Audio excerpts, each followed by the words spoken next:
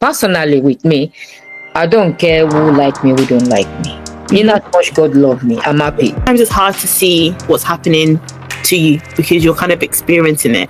No two people are the same. I mean, so what might work for somebody might not work for you. Most places, if you have access to free healthcare, there will be some kind of mental health offering. I mean, just reach out, talk to friends, see your GP. Do you think someone can have depression based on a medical condition? But anxiety can be caused by kind of acute situations. It can also be caused by trauma. So being able to support women through that experience and in the postnatal period as well is really important. I think men, listening, when your wife is pregnant, they have a baby, you need to do the night vigil with them. In terms of management, they are generally the same. I think it's also important as a clinician to be able to look at what are the risks to this patient.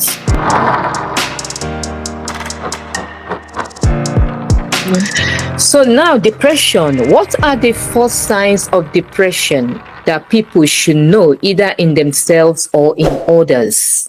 I think it's important to note is that people's mood fluctuates.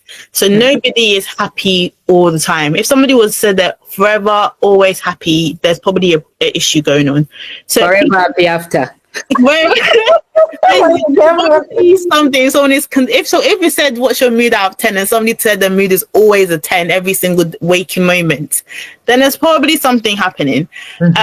So mood fluctuates. People experience low mood, and experiencing low mood is completely normal. People get sad for a variety of reasons. That's completely fine to do. I think that when it becomes an issue that probably needs to be explored a bit more is when it's this persistent sadness where, irrespective of what is going on around you, within yourself, you still feel very low in mood and very sad. I think another thing we talk about is something called anhedonia, which is kind of a loss of interest in the things that you usually find enjoyable. So when I spoke before about things to help relieve stress, would be doing the things that you find enjoyable and things that you find useful. Is when you kind of now lose interest in doing that. You lose interest in seeing your friends and doing the hobbies they usually enjoy. Those are also signs that maybe there's something else going on. And then there are physical signs as well of depression, so things like a loss of appetite. Depression can also lead people to worsening. It can lead to worsening sleep, so insomnia, difficulty sleeping. It can also lead to people kind of oversleeping and kind of excessively sleeping very long hours. People can experience like fatigue and just feeling very physically tired within themselves. The way they kind of relate to others, not trying to kind of isolate themselves, not wanting to kind of be around people. So these are all signs and symptoms people can see or identify within themselves that maybe there's something going on that needs to be looked into a little bit more. People in the more severe case, people have kind of like thoughts around suicide and around self-harm as well. So I mean, these are things that if people get to that stage or they have those thoughts, it's really important to seek help. Contact services and go to their GP, things like that.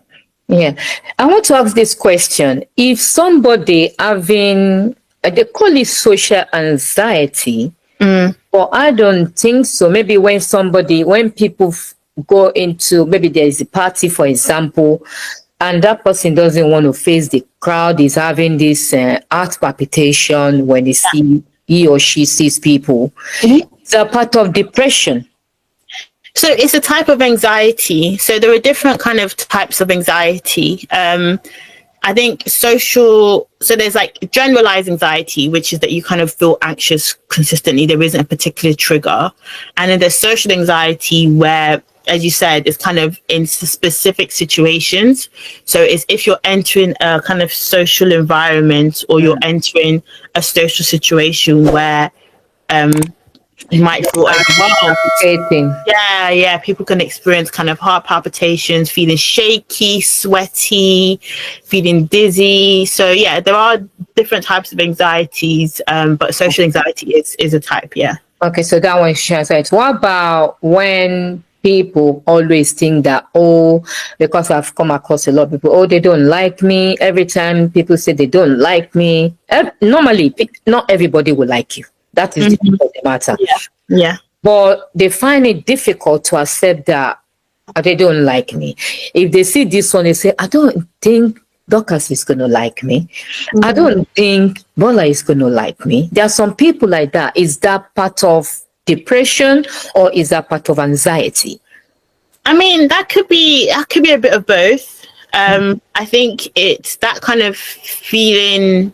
I think that stems from feeling scrutinized or feeling judged. Themselves. Yeah, so I think that can be both a type of anxiety, that kind of feeling of, I'm going. I think it links a bit to social anxiety, the fact that you feel like you yourself are always being judged for who you are, or the way you act is being judged, or people are looking down on you, something like that. So that's definitely a type of kind of social anxiety. It can also be linked to depression as well, that kind of feeling of, again, the feeling of being judged, of feeling not enough or feeling less than.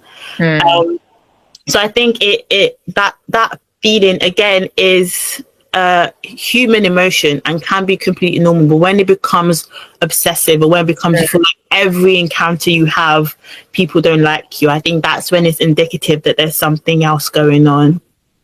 So in that aspect, because I've come across few people that are like that about me. I mean, personally with me, I don't care who like me, who don't like me. In as much God love me, I'm happy.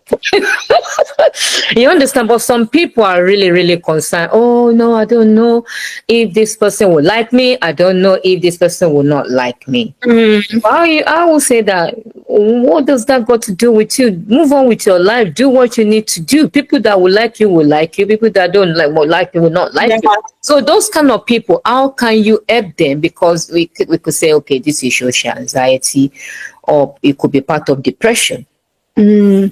I mean, it's hard because it's something that is kind of like, irrespective of what you say to them, they're going to have that feeling. Exactly. So I think for that, in terms of how you can support, I think is being that, again, that supportive space for them, where they can kind of where you can also be encouraging to them of, as you said, God likes you. That's the important thing. Like, and helping them to kind of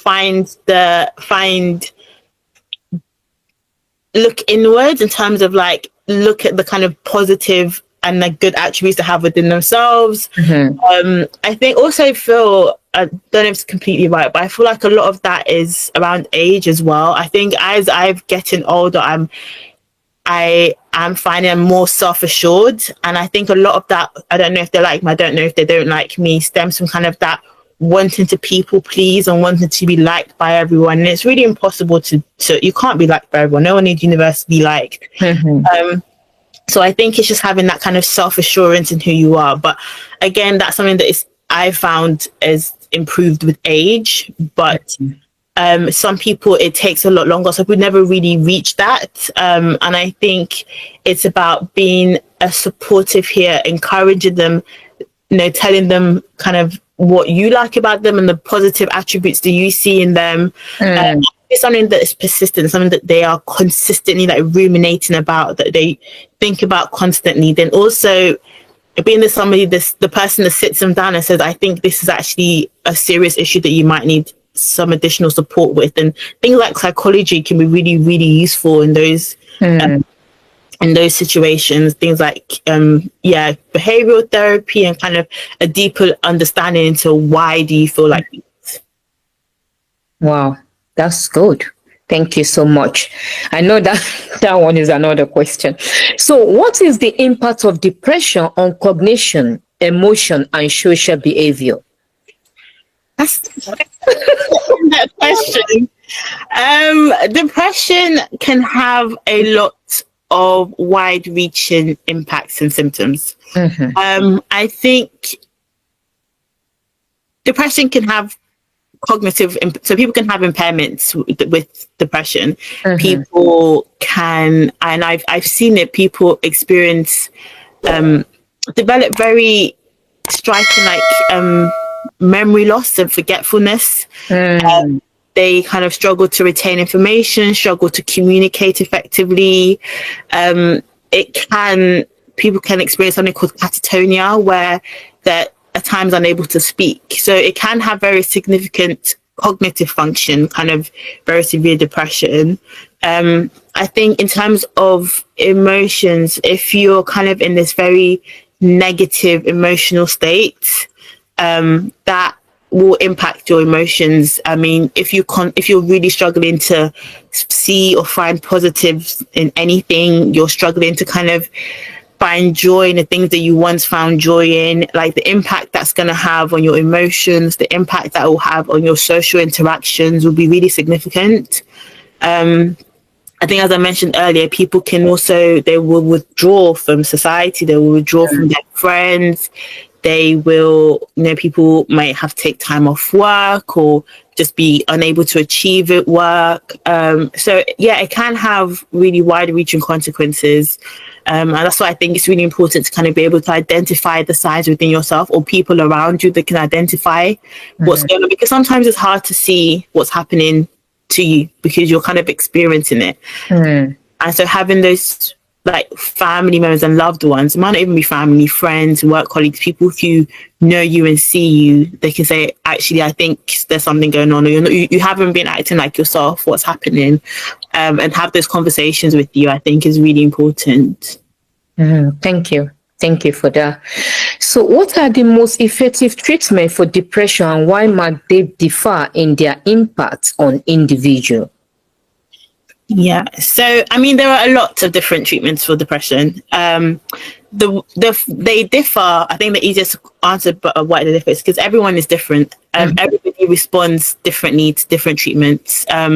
No two people are the same. I mean, so what might work for somebody might not work for you. Conversely, what might work for you might not work for somebody else. So it really is just on the fact that everybody is different, so everybody will respond differently. In terms of treatment options, the things that are available, and what we usually go in terms of guide, depending on the severity of the depression, is we would recommend things that, and I feel like I've repeated myself a million times, but things like lifestyle changes, just in terms of the lifestyle changes around eating well, exercising, doing the things you enjoy, that can be beneficial. Psychology supports as well, so talking therapy. And in the UK, people can usually access talking therapy via the NHS. So that is what other country. Apart from NHS. I mean, it depends on how the healthcare system works, to be honest. Most places, if you have access to free healthcare, there will be some kind of mental health offering. If it's a country where it's more privatized, then again, it probably would be kind of going through whichever healthcare system it is. So usually it's talking therapies, and then it's also medication options as well. So there's medications people can try to help, treat depression and treat anxiety. And those are things that can be considered as well. And again, in the UK, if it's something that you want to consider, then speaking with your GP will be the first line option. Okay. Thank you very much. So what happened is I'm just going to skip the other one. Because you say you repeat yourself on No, I meant in terms of about the lifestyle interventions. Yeah, because you're going to mention on this one, because I said how do you prevent depression from getting worse? So at least you still have to quickly. I think also. And what support network are best? So you've mentioned that, because just reach out, talk to friends, see your GP, you understand. And I think in terms of support networks, yes, I think definitely reaching out to family, speaking to you, but also I think having information around kind of organizations. So again, I'm speaking from the UK, there are services like Mind that I find I always refer people to, that I think is really good resource for kind of find out more about, mental health and what's going on, and resources about who to contact. Most boroughs as well will have crisis services and mental health services. Will have well-being support in your local area. So there are a lot of resources available to people that they can access via a Google search or speaking to the GP. Even within the GPs, they usually have a role called social prescriber. that can kind of link you up with a lot of community sector organizations and, services that you can access via the NHS as well. Yeah, thank you. This question is coming to me. Do you think someone can have depression based on a medical condition? Maybe they have an underlying medical condition. Do you think that medical condition can link to depression? Oh, yeah, absolutely. We have like people, for example, one of the ones that we see often is people, or not often, but we do see is people who have cardiovascular diseases or who have had strokes or have kind of had heart attacks. They can, we've seen the prevalence of depression is actually higher in that population group. So there is a link between kind of physical health and mental health. So it doesn't necessarily the condition links it, but the kind of the aftermath of that experience can trigger emotions in people that ends up being things like depression. Also, when there's like a change in lifestyle, so people that experience chronic pain as well, you often see kind of comorbid depression as well. People who have mobility issues or difficulty kind of moving and walking, you also see that kind of comorbid. So there are times where physical health issues and underlying physical health conditions does impact mental health and can cause things like depression and anxiety. Thank you. Thank you very much. What causes anxiety? Yeah. And how come it's not the same for everybody? Good question. In terms of why it's not the same for everybody, I think it really differs from individuals in terms of their personalities, in terms of their resilience, in terms of what they're able to kind of cope with. And that is not necessarily a bad thing if you're not kind of as resilient as others. I think it's about kind of identifying how you can support yourself and things that you might find helpful. So in terms of the causes of anxiety, it again varies. Anxiety can be related due to kind of we spoke about acute stresses and the chronic stresses. So acute, stressful situations that you feel anxious about. So, for example, if I have a presentation at work, prior to the presentation, I'll feel anxious about, I hope it's good. I hope I complete what I need to do. I hope I get everything done. And after I feel better because if it's gone well, I feel better because, that stress is gone. But anxiety can be caused by kind of acute situations. It can also be caused by trauma. So if people have previous traumatic experiences, they can then have kind of anxiety related to that, experience. So, I know, for example, some people that I've spoken with who are kind of fleeing like war-torn countries or kind of past trauma from, where they were previously, can come and be experiencing things like PTSD, which is, an anxiety type because you're experiencing kind of anxiety related to a past trauma. We mentioned chronic stress as well. And also, I think also there's a lot about links and relationships in families. I think if you are in a household, some people say that some people are just more of an anxious disposition. I think that can be something that passes from from parent to child in terms of the way they respond to social situations. Like if you've grown up watching a parent who's constantly anxious about something, children can sometimes pick that up within themselves as well. So there are different causes of anxiety and different reasons why people kind of develop anxiety through their life. That's true. Thank you. What is the differences between normal anxiety and an anxiety disorder?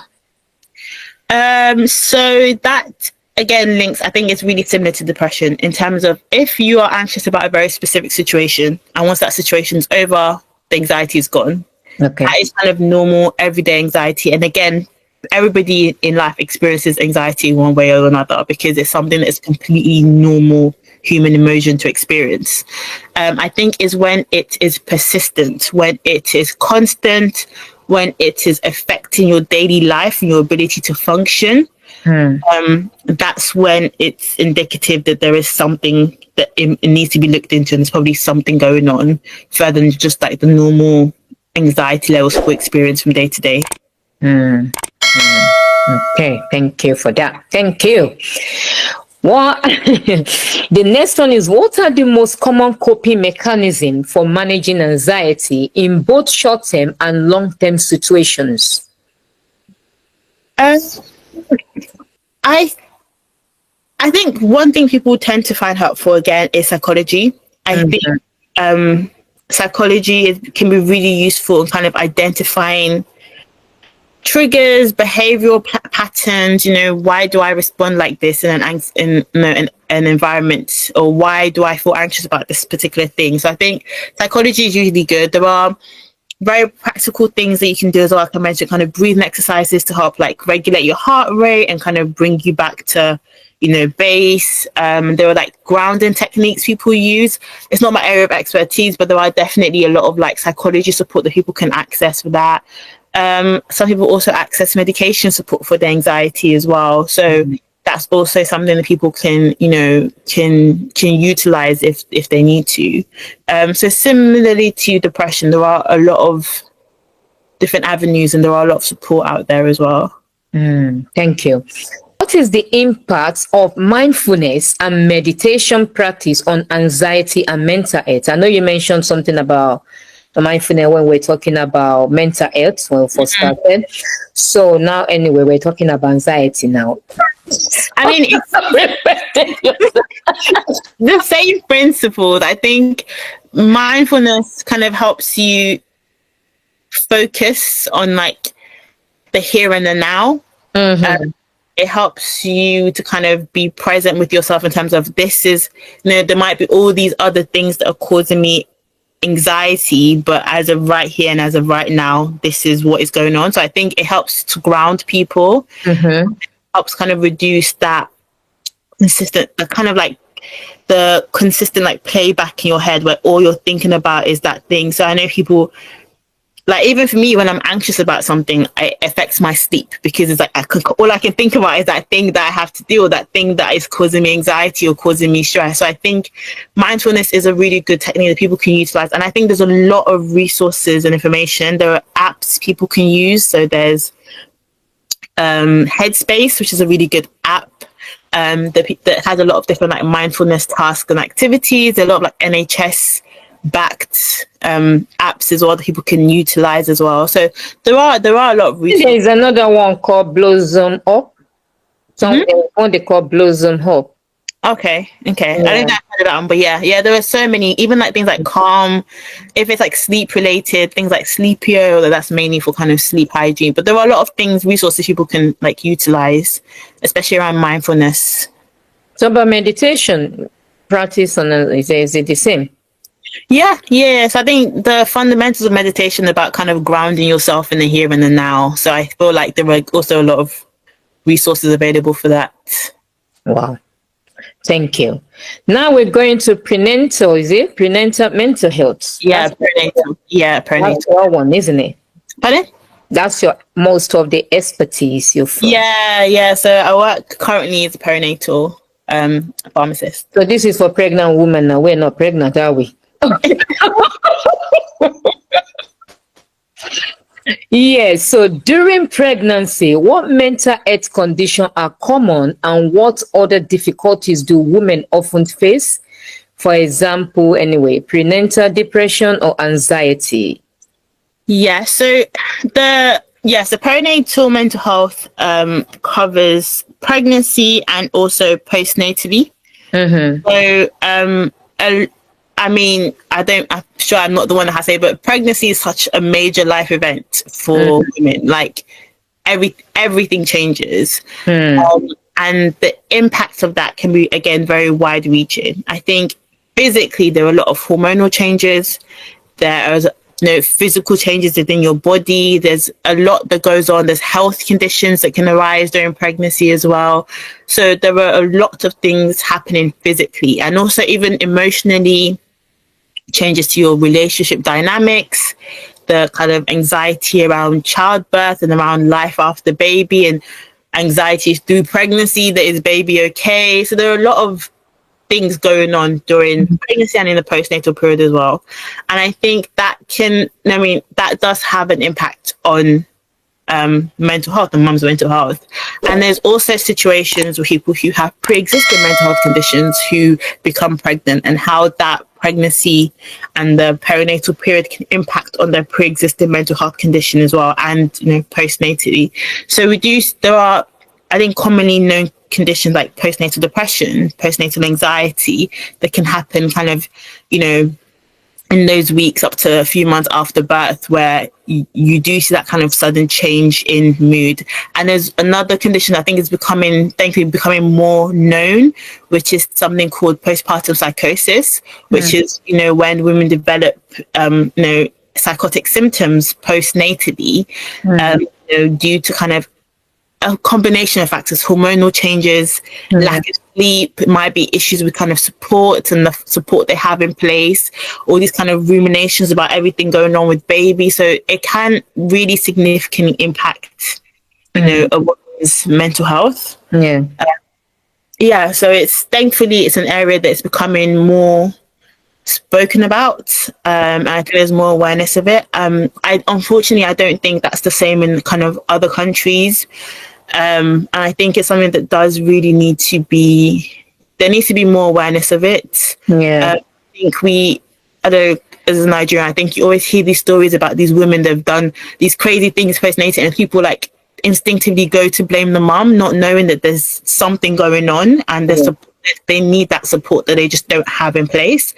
I think women are expected to always feel like joyful after birth, like you have to feel amazing all the time, and like you need to understand that it's an incredibly hard experience. Like obviously there's joy in it, but it's also an incredibly hard experience. And I think being able to support women through that experience and in the postnatal period as well is really important. I think one thing I always try and emphasize is when I'm speaking to friends or colleagues who have had children, is to kind of just ask them about them, because you're always so focused on the baby. You're always focused on how they're doing, what's happening, baby. I think it's really important to ask the mom, like, how are you? Like, what is happening for you? How are you feeling? What is your experience of this? And I think that's something that we can do better as women as well, kind of make sure that it's not solely the baby. Like obviously we want to say how beautiful the baby is and be joyful with them, but it's also really important to check in with how they're doing themselves. That's very true. That's really very true. Do you think this one is not a part of our question? It's just coming to my head now, because I know when people are in their 20s or 30s, when they get pregnant, the doctors or the gyno, let me just say, they always say that they don't really feel concerned that much. You understand? But when people are in their 40s or now 50, they get pregnant, so they're always scared about their mental state. Is it because of the age, or is it because of they just think that there 100% there will be a risk? And in some cases, people that are older, they don't really even have more risk than young people. Yeah. I mean, I think in terms of physical health, I think with pregnancies where the mum is a little bit older, there are more risks associated, just like from a physical health point of view. Higher risk of like preeclampsia. There's more risk when there's like multiple babies. So there's twins as well. Twins, I believe, are automatically high risk, just because. So there are a lot of like factors that come into play when mum is a bit older. But in terms of mental health, I mean, as you said, it can happen at any age. For mine, there's a particular kind of age bracket where there's higher risk. But I think it can be a lot of social situations and social issues. So if there's a lot going on, for example, if it's unplanned or unexpected, or if, or alternatively, if it's something that's been incredibly wanted and mum is very, very anxious about baby has to be well and be healthy and make it through full term. That can also kind of lead to a lot of anxiety and a lot of kind of, mental health conditions within that perinatal period. Wow. Thank you for that. Let's move on. Don't worry, we're going to round up very soon. My question is too much, isn't it? It's a lot of questions, but you mentioned about support as well, because this question is just like focusing on What is the best way spouses, family, and healthcare provider could support mental well-being during pregnancy? You've mentioned that there is not only the baby, because sometimes truly we concentrate so much on the baby, we neglect the woman. And a lot is going on with the woman as well, especially when the new baby comes. You have to be doing all this night vision. Maybe somebody that's not even used to night vision, now you have to do it, and the man is sleeping. Some men, they don't really know, they say is your business, and it's not like that. So men listening, when your wife is pregnant, they have the baby, you need to do the night vision with them. Yeah, absolutely. It's about providing that support. It's essential. Yeah. So, are there ways to safeguard my mental well-being proactively throughout my pregnancy? I'm not pregnant, but I'm just asking this question. Or let me just put throughout pregnancy so that people don't say, "Is she pregnant?" No. I'm done for now. Are there ways to safeguard mental well-being proactively throughout pregnancy?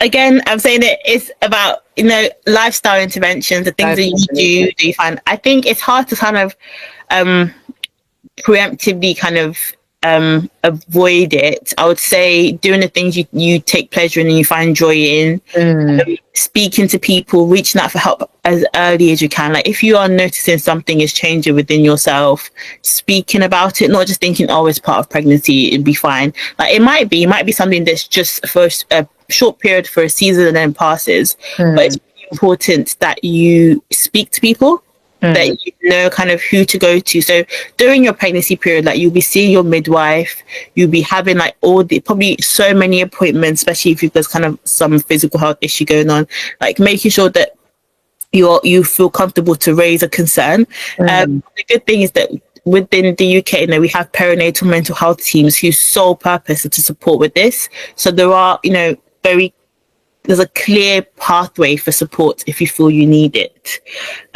So I think it's just about reaching out for that help as early as you can. Yeah. Thank you for that.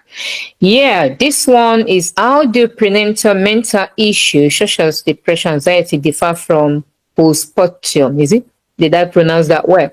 Yeah. And what treatment does each require? So what's the difference between that? Mental health and postpartum. So, I mean, aside from the fact that one is prior to delivery, one is after delivery, both can be linked, very kind of hormone linked. Both can be linked to kind of the social stresses and what's going on, changes that you're experiencing. In terms of management, they are generally the same. Like we would provide, psychology support. The only thing is that obviously, and that's a majority of my job, is around the use of medications in pregnancy and in postnatal period, for example, breastfeeding. So we don't do clinical trials on the medications that we use in pregnant women and in babies. So a lot of is it safe to use? Can I take this medication in pregnancy? Can I take this medication breastfeeding? Those kind of questions usually come to me.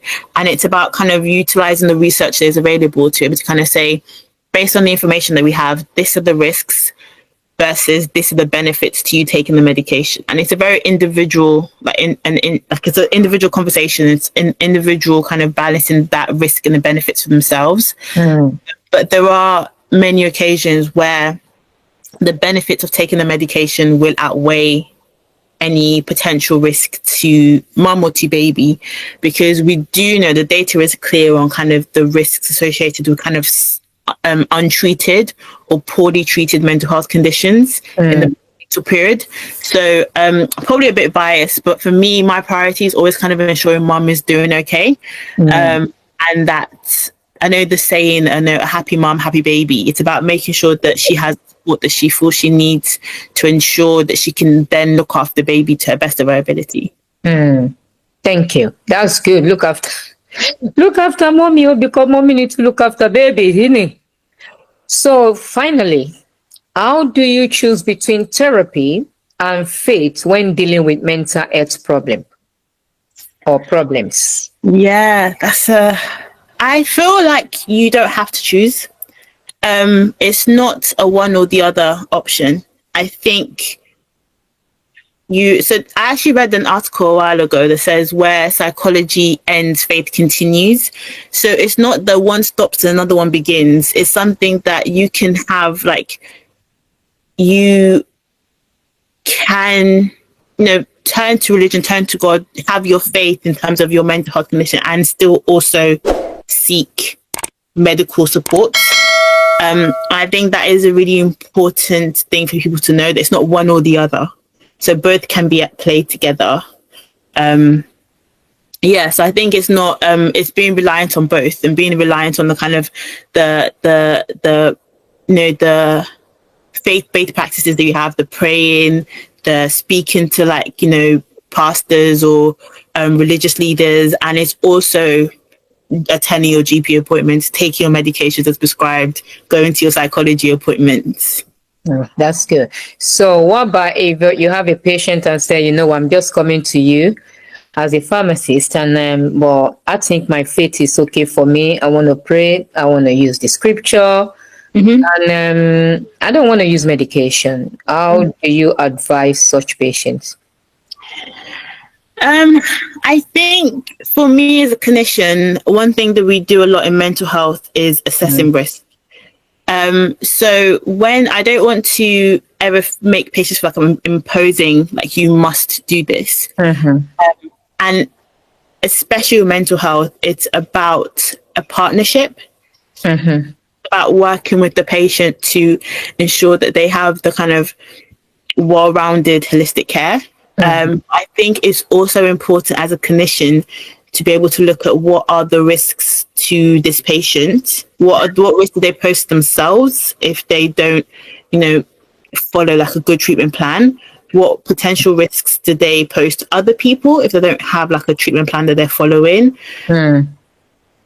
Or even kind of what risks are there from other people. You see a lot of people who are unwell, who are actively kind of targeted as well. So it's not disregarding them. So people have their own faiths and have their beliefs and have their belief systems, and that is really important. I think a lot of people really need that just to function day to day, and I think it's something that should be encouraged if it is supportive. But I think it's also about emphasizing that it does not have to be one without the other. So both can be at play at the same time if it's needed. Okay. Thank you so much, Dorcas, this evening for your time. Thank you for having me. I've enjoyed the conversation. You always actually, because this one I just keep quiet. It's something that I'm really, really good at. You enjoy it more. Anyway, thank you so much, because I'm looking at domestic violence and mental health, but because I don't want to make this thing so too long, because I want people listening or that might be listening to enjoy this conversation about mental health. And I know you've really said a lot, so thank you so much. And and hopefully we will be able to come again and discuss some other things. But now, yes, thank you so much for that input, and everyone that is going to be listening to this. Whatever you're going through, be anxiety, stress, depression, or prenatal mental health, you need to speak out. You need to reach out for help before it gets worsened. Because I think a lot of people, I know, as we said when we first started, that because of the stigma and all that stuff. But now I don't think it's a big deal anymore. So people now voice out. If you like stigma them, that's your own cup of tea, in as much you get ill. So that's the most important thing. So Dorcas, thank you so much for your time, and really appreciate, and hopefully we shall meet again. All right, thank you.